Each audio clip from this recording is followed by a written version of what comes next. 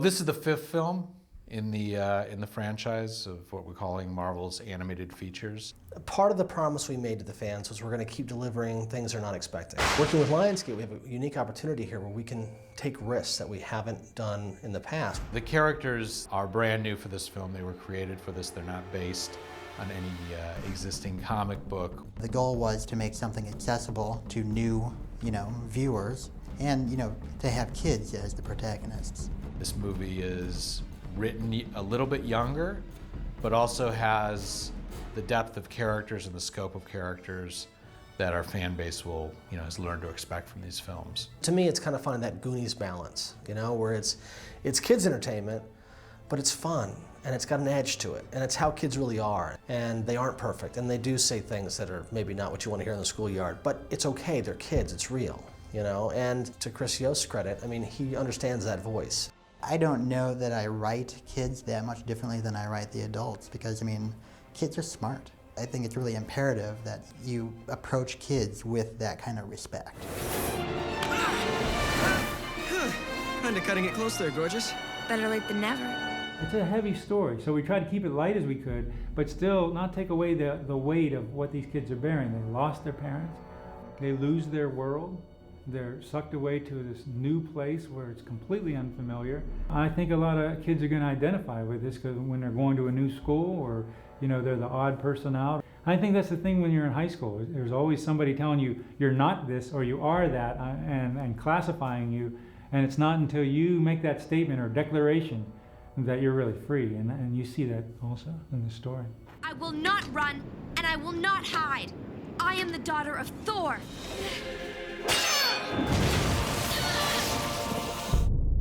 This is a story of the children of the Avengers, and it takes place, several decades into the future. It kind of brings to conclusion what happened to the Avengers. We've seen the Avengers in the first movie kind of come about. This one starts with their demise. It's this beautiful, tragic story where Tony is forced to leave the battlefield and gather the children and usher them away to safety before Ultron cuts his way through the parents to the last that remains of the Age of Heroes. And Tony kind of sneaks them away, and they live in isolation for a long time, not knowing what's going on in the outside world. Tony Stark is a guy who, he's a ladies' man. He's the genius. He's the action hero. And, he's lived a life. He's a playboy. If you're a playboy kind of a character, and you've never really settled down, and you've never really knew what it is to be a father, you're going to have that strain. And there are moments in there where he's confronted by the kids. I think the kids did a lot for Tony.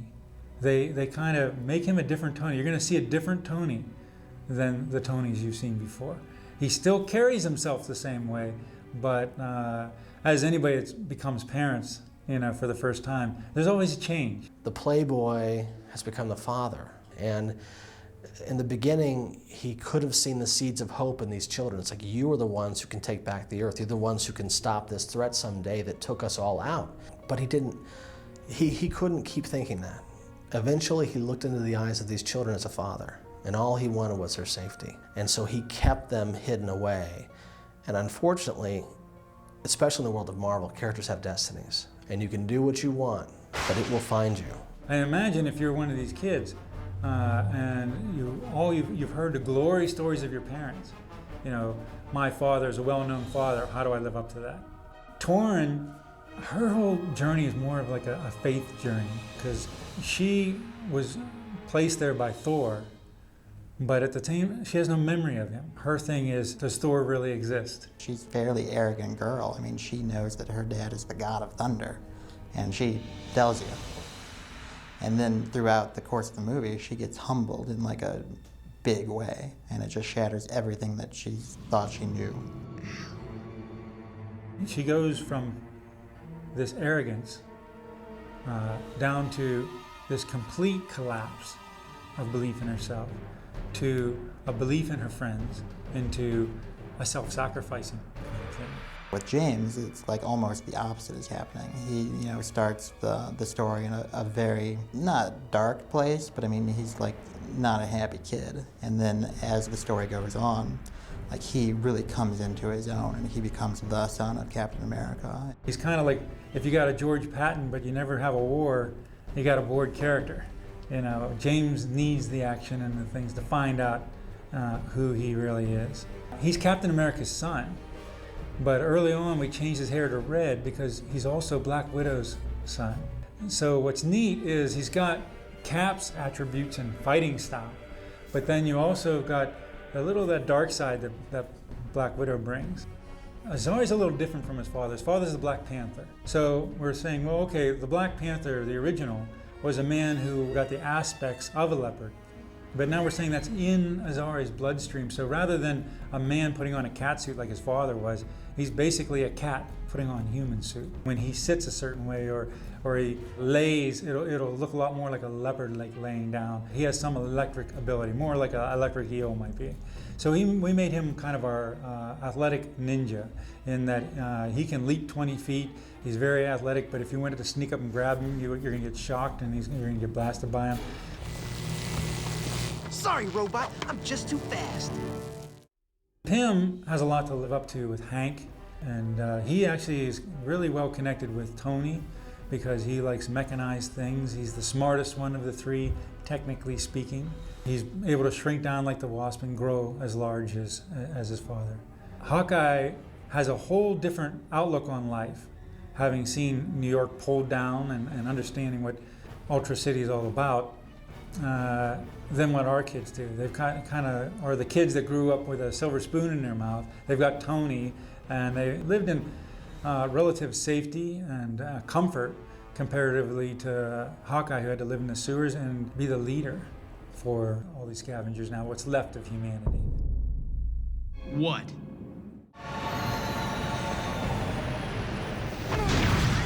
Ultron is great because, I mean, he's a classic villain and he's hugely scary. He is the threat for the Avengers. Ultron's programming was to protect us. He was to be the replacement for the Avengers so that they could retire. But every time he tries to help one of us out, we keep getting back in trouble again. So what he began to do is control us.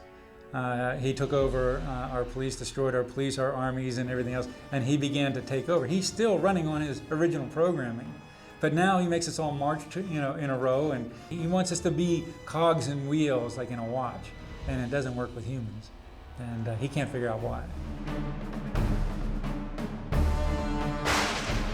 What we're trying to achieve in these films is much like the comic book business. Each film that we're doing has its own art direction. The idea is to create a brand new look and feel for each film. So it's finding that balance. What's going to keep it fresh? What's going to speak to the world of these kids and this specific story without losing sight of Marvel Comics, Marvel characters, and what we promise to bring. Each one has their own fighting style. Each one has their own, kind of properties and stuff, and that's kind of who has to be in the costume. And so this being their children, they have to take on those aspects of whatever their parents were. Our first initial design was very Marvel-esque. Then Azari was the one that began to change the design, beginning to try to draw a leopard within this character. He began to create line style. And then that line style then we carried out across the rest of the characters. The other thing that we think about when we think about all these kids is it gonna look cool? And their weapons, are an exact great example of that, whereas it's, James's shield. I mean, this is a Tony Stark interpretation of Captain America's classic shield, like Pym's flying harness. I mean, this is Tony Stark at his inventing best. If you think about it, he takes these kids as infants, 15 years go by, that's not a lot of time. At first we had Tony with his beard and stuff, and we go, well, it's not like 30 years went by. And so we scaled him back and grade him up a little bit. He's still able to move and have his being, but not quite as it was before. The characters have grown older, so has Bruce Banner. So here you've got this Hulk with a receding hairline, but he's got hair down to his shoulders and a little goatee, and in some ways it makes him look a little more savage.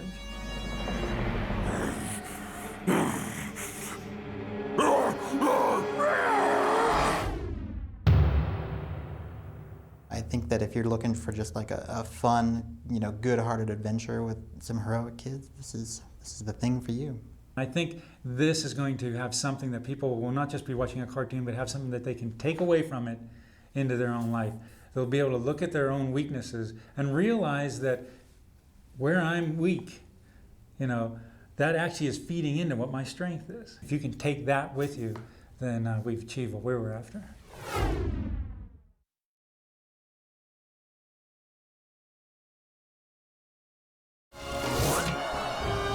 Ultron, we would have words with thee!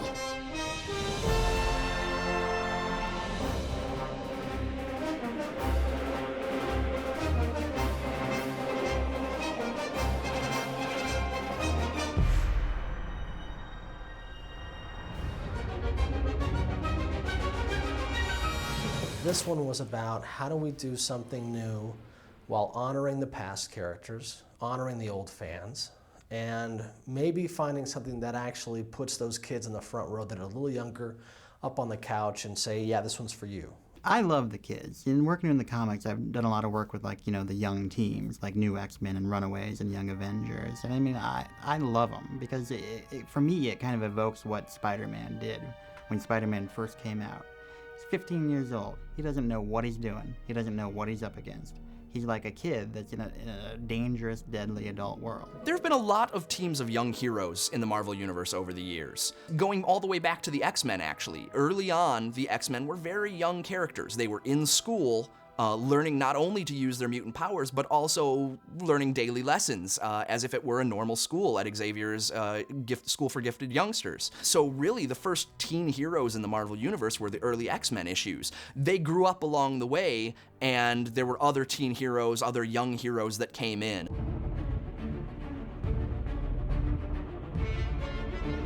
When Chris and I took over New X-Men, we felt the kids were getting it a little easy.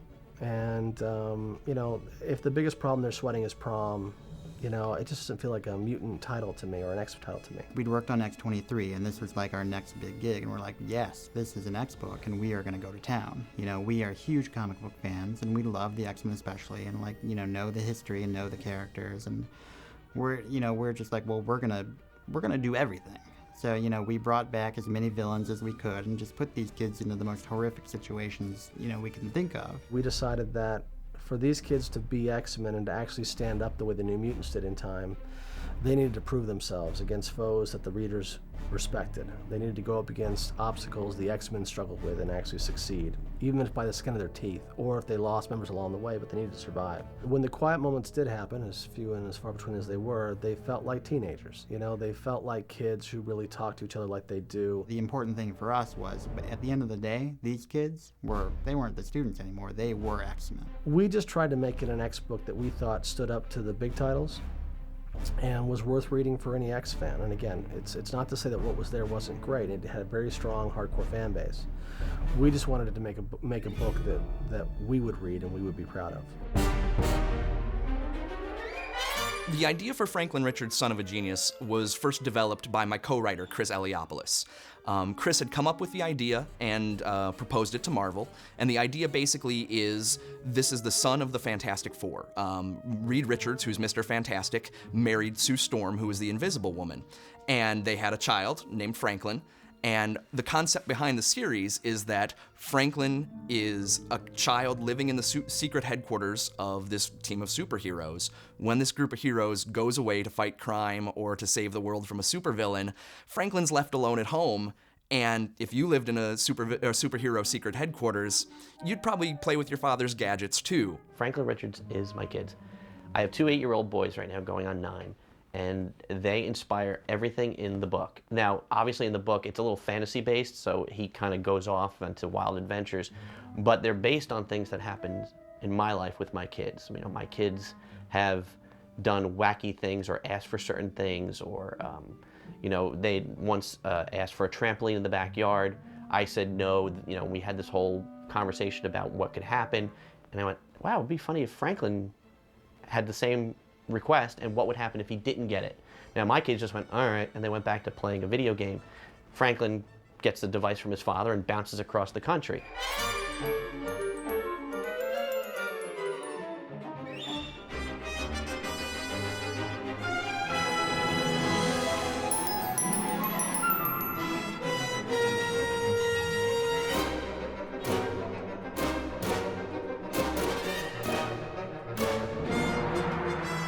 great things that we do in Franklin Richards is we have a lot of Marvel Universe guest stars.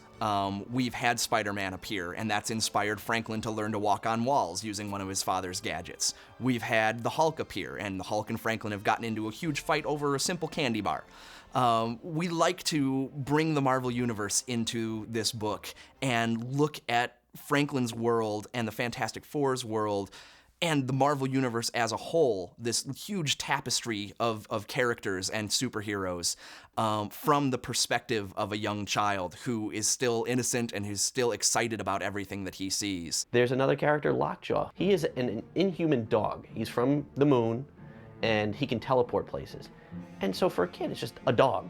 You know, I don't care that he can, you know, I want to use what he can do, but it's a dog. And so you see it as a kid.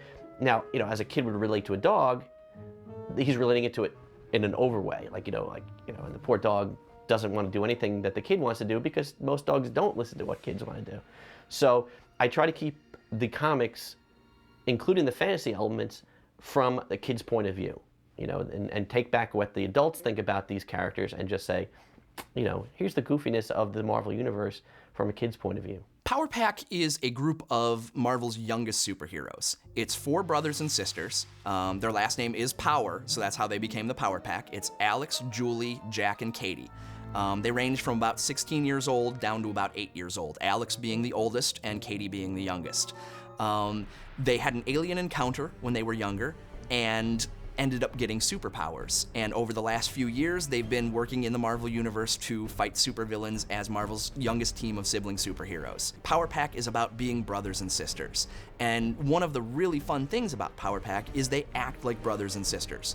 They fight like crazy. They fight each other almost as much as they fight supervillains. They don't agree with the leader's decision because he's their older brother, and they think he's probably usually wrong. And so it leads to a lot of problems for them. And I think that's one of the most unique factors of Power Pack is they have that brother-sister dynamic, that sibling feel that you can't get anywhere else in current Marvel comics. Mini Marvels is a strip created by Chris Girusso. It's a look at Marvel characters if they were much younger. It's kind of a Peanuts-style strip where it takes the existing Marvel characters and makes them kids. And so instead of fighting over world-dominating plans, they're fighting on the playground about who gets the swing. They're a lot of fun. Spider-Man is a newspaper boy for the Daily Bugle, and most of the Mini Marvels adventures focus on Spidey's life as a kid delivering newspapers and encountering other Marvel heroes.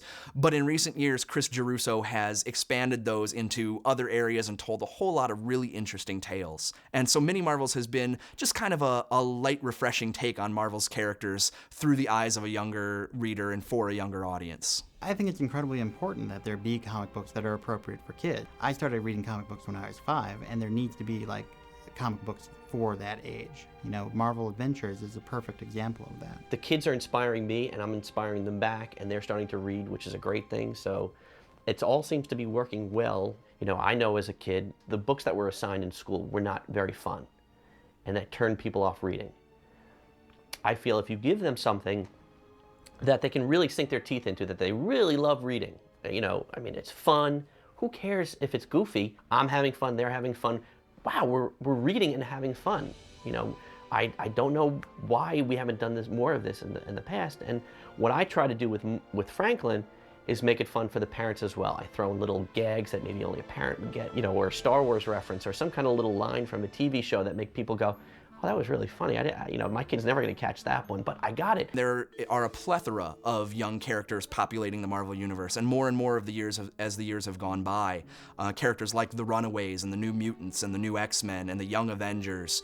There are so many new characters and young characters that are coming up through the ranks and proving themselves every day in these superhero stories, and it's nice to see fresh blood coming into the Marvel Universe. I like the fact that we're trying to make sure the kids and the fans of tomorrow don't miss out on the heroes we have. And I think that's really important to do. In Next Avengers, it's very much a similar situation where these kids are being forced to step up. You know, their parents are gone. They're the Avengers now. You know, nobody else is going to save them. So they have to be the Avengers. So, are you up for a little avenging? Avengers, assemble!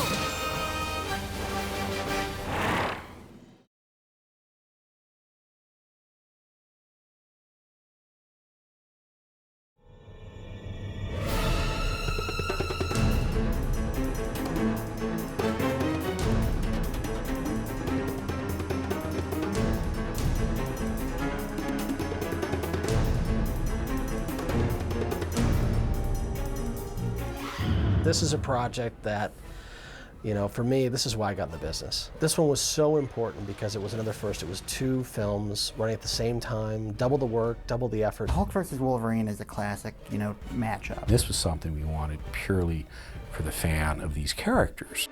With Hulk versus Wolverine, you know, there's so much like source material there. There's 2 amazing characters that have met many times, and there's so many incredible like scenes and moments and visuals that those 2, you know, when you put them together, like evoke. It was very important that we garner as many of those images as we could. We looked for those iconic frames. We do our research and try to find the moments that people always speak about and try to bring those moments into the projects we're working on. We really wanted to be a tour of like the history of these 2 characters together. I credit to Frank. He really did a beautiful job kind of bringing that palette and that world to life in the way that it needed to be.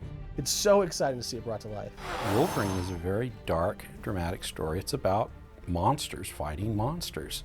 There's a lot of intense things happening. We wanted to give it a very hard-nosed, gritty feel to everything that happened. There's a sequence like, you know, that takes place completely in shadow that's just amazing. This is what it should be. This is pre-X-Men Wolverine. So he's not that far removed from the monsters that he fights, you know, except he knows the difference between right and wrong. But he's still kind of torn with a lot of different emotions within him. Wolverine is kind of like a nitty-gritty character that's actually sent to kill the Hulk. You know, he doesn't know anything about Bruce Banner. This is the first time they've ever met. Who are you? Please, I'm begging you, leave me alone. For your own sake, please, go. You're in terrible danger. He knows that if the Hulk is unleashed, he's gonna kill Wolverine. In Hulk versus Wolverine, this is the classic Hulk that we know and love. The Hulk's catchphrase is Hulk smash, and he does a fair amount of damage. Who wants snacks? You do! Deadpool was brought into this because he had never been done. And this was the place where he could actually be himself 100%. Let's dance. It's just very tough to stick him in Saturday morning and make him feel accurate. Still have that unbreakable skull? When it came back and I saw it like fully realized with voice actors and everything, it's more than what I had hoped for. Hulk smash, little man! Steve Bloom and Fred Tatasciore, they're all so amazing. When these roles came up, I mean, they were absolutely who we needed to have in these films. Steve is the only Wolverine in my mind. There is no other option for him. If you don't have Steve, you don't have Wolverine. All the people that we brought in will be thought of as these characters for, I think, the majority of the fans out there. All right, bub. Where were we?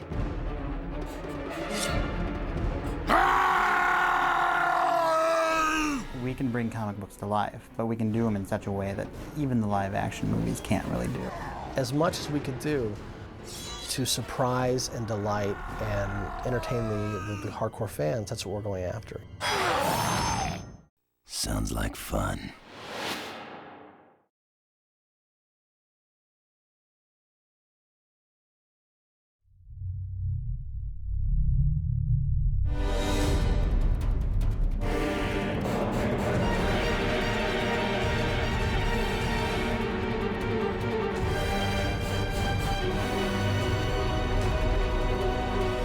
These 2 films are why I fell in love with comics, why I love cartoons. It's a fanboy dream come true for me. And with Hulk versus, it's the first time I think it's really come together in a way we've never seen before. This is the one where we really got to take the gloves off. You know, we weren't doing it for television, we weren't doing it for comics. And we said, dude, if it was really gonna be this, if it was gonna be the perfect, you know, fight, what would it be? I think, you know, with the 2 films, you know, there's always a chance that they could be, well, there's Hulk in this one and Hulk in that one, and, you know, the players change, but it's all the same. But the 2 couldn't look and feel and sound more different. The Hulk has come to Asgard. It wasn't even so much Hulk versus Thor as it was Hulk versus Asgard. So the idea was really to give a sense of the size and scale of Asgard and how incredible it is to have this one mortal being just tear it apart and nothing can stop him. With Asgard, You have to try to make that place believable, from the type of architecture to the soldiers to the sheer history and scope, the scale of the place. Frank he always has the most spectacular visuals and ways that he wants to approach this stuff. I wanted a very blockish, almost stoic nature to it. With Thor, obviously, these characters are cut from granite, and they're living statues, they're gods, and they're just very colorful. He did a lot of work just really trying to make sure that there was emotion in every scene that we had, which I thought was great. In Hulk vs. Thor, there's an event that happens that makes Hulk much more savage. The Thor versus Hulk fight is so incredibly epic, and Thor goes in, with the hammer blazing, but he doesn't really understand the gravity of the situation. And then he takes an amazing beating from the Hulk that goes on forever. And then basically, Thor rallies, and when Thor rallies, he rallies big. For Odin! For Asgard!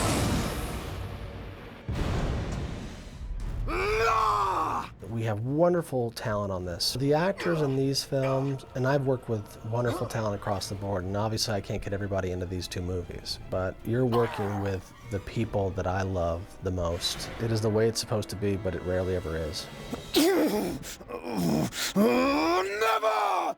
I think that movie has more turns in it, more changes from one moment to the next than we have done in any of our previous films. I just don't think you know what's going to come next, and I think it's the most satisfying story we've ever told. Thor is a film that I don't think any of us could have ever imagined being as good as it is, and again, it's not bragging. I'm just really proud of it, and I think everybody involved should be, because it's a real success.